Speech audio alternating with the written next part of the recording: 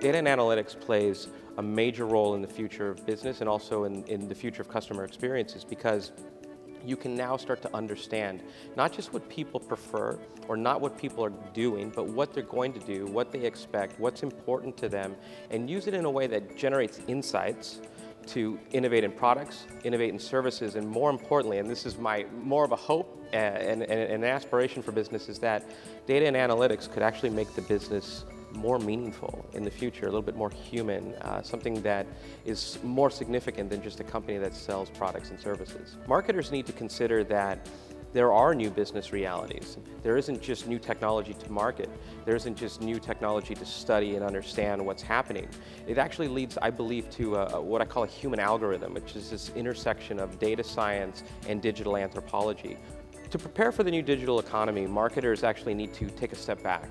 It's hard to look at the future when you're caught up in the politics of your role, in the deliverables of your goal, how you're measured for success by what you're doing today. It's hard to base where you need to go when you're stuck in yesterday. I actually think the best advice is to step back. Think about what you're trying to do, where you're trying to go, what you need to get there. Start to look at things that are a little bit more human, values, empathy, experiences, emotion, and start to think about how you can bring those into what you're trying to do and what you're doing today and fix that, bridge the gap. One other thing that marketers need to think about for the future is this idea of shared experience value. There is your brand promise as it exists today, what your brand means, what it stands for, how you describe it on your website, for example, how you sell it. And then there are the experiences that people have and share. And when we use tools, study, data, and analytics, it's not just about sentiment. It's actually what people are feeling and what they're sharing to others.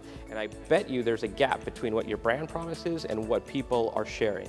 And to me, the future of all of this as a marketer would be to close that gap and be re-inspired to rethink what it means to be that brand and what it means to someone, so that you can start to change the experiences that people have and share.